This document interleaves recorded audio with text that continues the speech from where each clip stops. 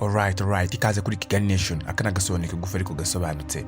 Filime itangira batwereka ubutayu burimo amabuye menshi n'imisozi miremire, bigaragaza ko ari ahantu heza ho guhigira inyamaswa. Nyuma bidatinze, haciyeho kajugujugu ibiri mu mutipe witwa Richard na Shiri we Jennifer. Muri uyu mwanya baba bari kwerekeza ku nzu ya Richard biri mu butayu rwagati, kuko baba bapanze kumara ijoro mbere y'uko urugendo ngarukamwaka rwo guhiga hagati ya Richard n'inshuti ze rugera. Bagezeyo pilote mbere yo kugenda yasigiye Richard utuyobyabwenge nk'impano yo kumuhereza ikaze mu butayu. Nyuma Richard yaje kwinjira mu nzu ndetse batwereka Jennifer wambaye uburyo bukurura abagabo. Bombi nyine banakora ibyabazanye. Nyuma kuri uwo munsi Richard yaje guhamagara n'undi mugore, bigaragaza ko asanzwe afite umugore n'abana. Yari yaje kumuca inyuma. Ikiganiro hagati y'umugabo n'umugore cyanagenze neza cyane ko nk'uko umugore yari abizi, Richard yari yaje guhiga mu butayu.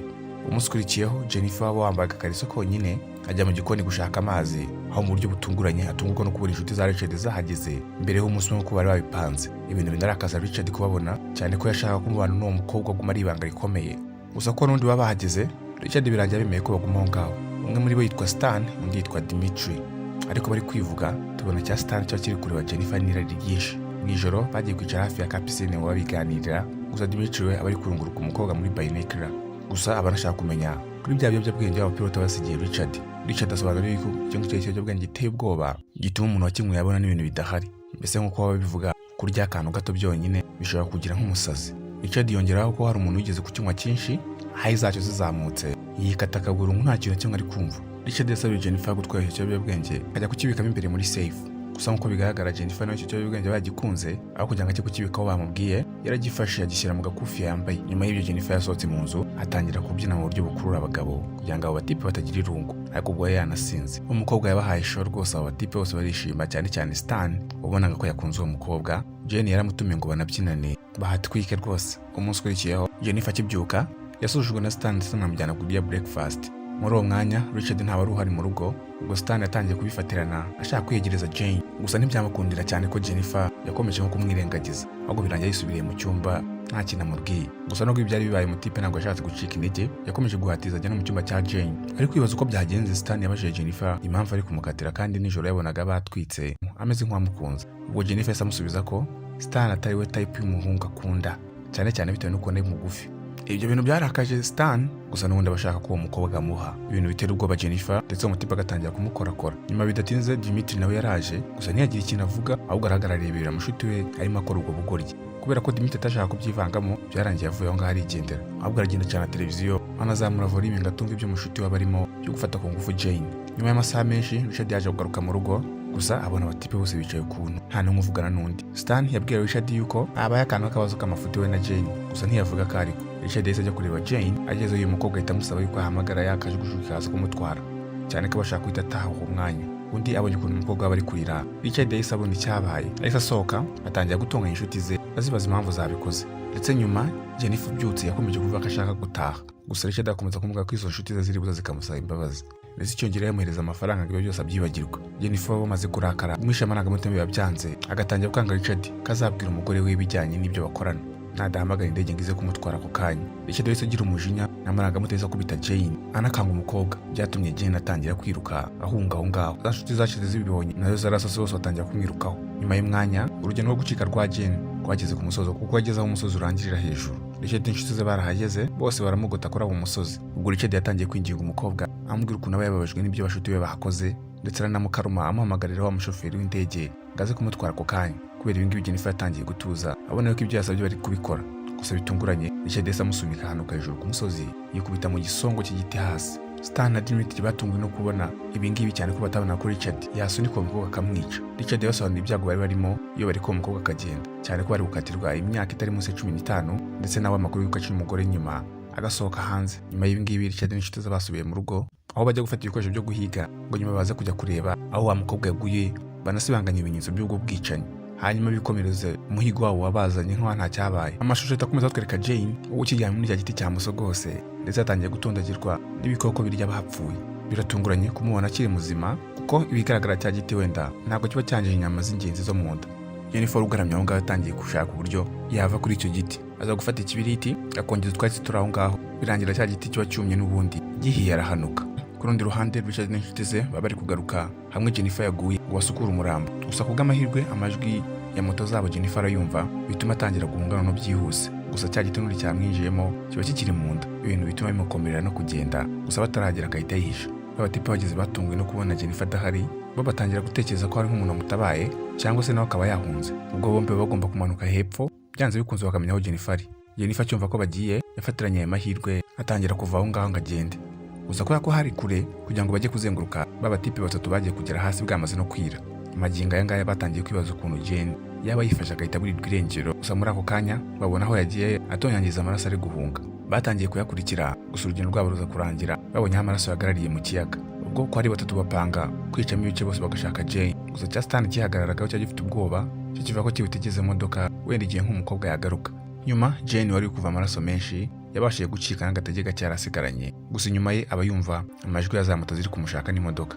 Dimitri yaje aho hafi ari kuri iyo moto, gusa nyuma aragenda. Nyuma yo kubura Jane, nk'uko byagaragaye Jane yari yihishe hasi mu mazi neza, yafunze umwuka atari no guhumeka. Gusa avuye mu mazi agiye ku nkombe yabonye Dimitri aho hafi. Jane yahise abona ko imbwa yari amahirwe, kuko cya Dimitri cye cyasize imbunda yacyo cyagiye kunyara ku ruhande. Ngoga yahise agenda arayifata. Dimitri yatangiye kumusaba imbabazi, gusa umukobwa ameze nk'ushaka kumwica. Gusa kubwo amahirwe make iyo mbunda cye cyashyizeho ku bushake nta n'amasasu arimo kugira ngo umukobwa aze. Ubwo Dimitri yahise amenyesha abashuti be ko amubonye, gusa nabo bashaka kumubabaza mbere yuko bamunamugeraho. Gusa kubwo amahirwe Jane yaje kumwaka icyuma kitabizi, ndetse biza kurangira agiteye icyuma asiga umurambo muri ayo mazi. Ubwo Jane yakomeje guhunga yifashishije no moto ya Dimitri, gusa urugendo rwe ntirumara kabiri kubera ko ya moto itishiramo esanse. Ubwo Jane aba agomba kongera kugenda n'amaguru n'ubundi, kandi n'ubundi cya giti cyinjiye mu nda cyo kimurimo.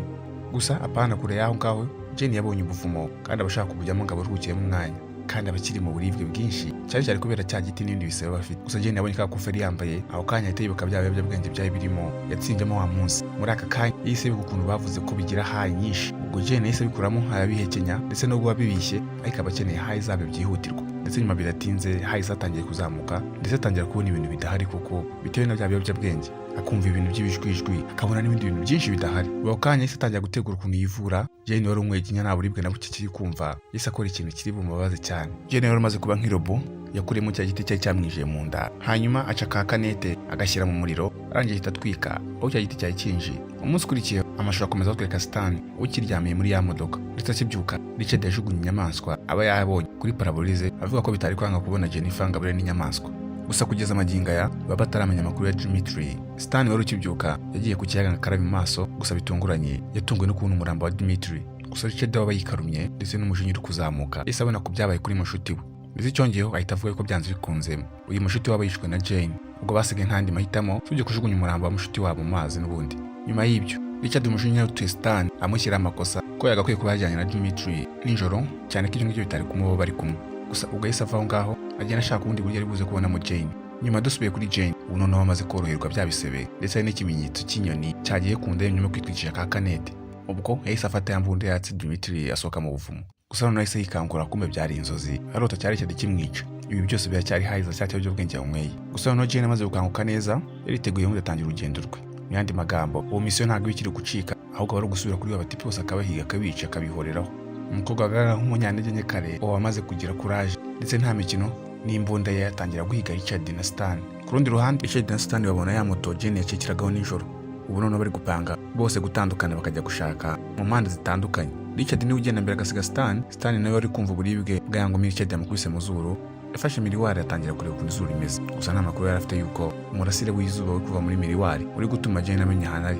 Bityo Jane ntagata umwanya ahita atangira gukurikira Stan, ndetse nubwo ari kugenda n'amaguru yanakomeretse, uwo mugore akomeza kumukurikira. Nyuma y'uko Stan agenza umwanya, imodoka yatangiye gushyiramo esanse. Bityo rero Jane akoresha aya mahirwe atangira kumupima mu mbunda. Muri uyu mwanya kubera ukuntu Jennifer atarafite experience yo kurasa, guhamya igipimo byari ikibazo. Yaraje ashaka kumwica, birangira amurashe mu bitugu. Gusa abari kumva Stan ari gutaka n'uburibwe.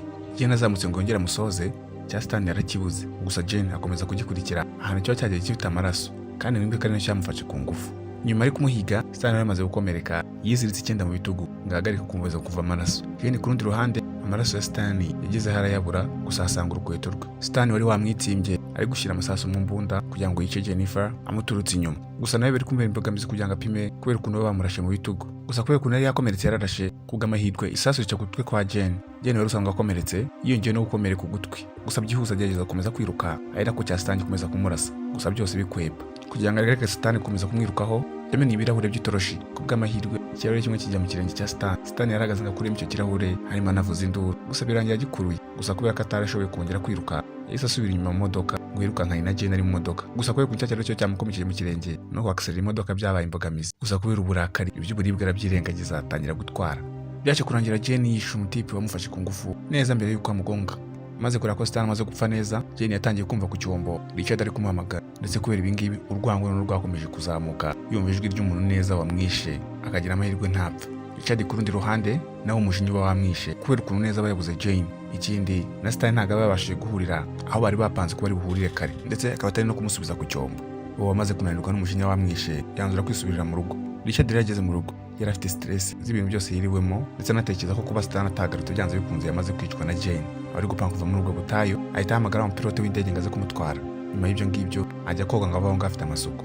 gusa yise yumva ibintu bikubita mu nzu bituma ahita afata imbunda agatangira kureba n'ubwo bwose yari yambaye ubusa buri ari gutekereza ko byanze kuze Jane aje nko kumwica arareba gusa nta kintu abona kidasanzwe akanasohoka hanze gusa Richard yakanzwe na televiziyo gusa bitunguranye ubwo bw'uko Jane yari buze kumuhiga bwabaye impamo yarahindukiye abona umukobwa yamutunze imbunda kandi nta kindi kintu ari bukore Jane yari yamaze kumushyira mu gipimo Jane isarasa Richard mu nda bombi barahangana barasana gusa nyuma y'umwanya Richard yatangiye guhunga ariko yakomeretse mu nda Jane nawe yakomeje kumuhiga ariko igihe Jane agiye kwinjira mu cyumba adafite amakuru ko Richard amutegereje ashaka kumurasa ku bw'amahirwe amaraso Richard ari kuva yaratemye Jane arayabona bituma asubira inyuma ashaka indi nzira gusa ubu Richard batangiye gucika intege kubera kubura amaraso menshi akagenda agafata ishashi akizirika mu nda ngo areke kuva amaraso hadaciye umwanya Jane yaje kumubona agenda amurasa mu nzu gusa bigera umwanya kubera amaraso yari ari hasi Jane yaje kuyanyiriramo ndetse muri ubu buryo no Richard aza kumwataka bimworoheye Jane n'undi wari ufite agatege gake nta kindi yari bukore ngangaye n'uwo mugabo nyuma birangira Jay akanze muri cya gisebe yamaze kumurasa mu nda bituma Richard amurekura ikubita hasi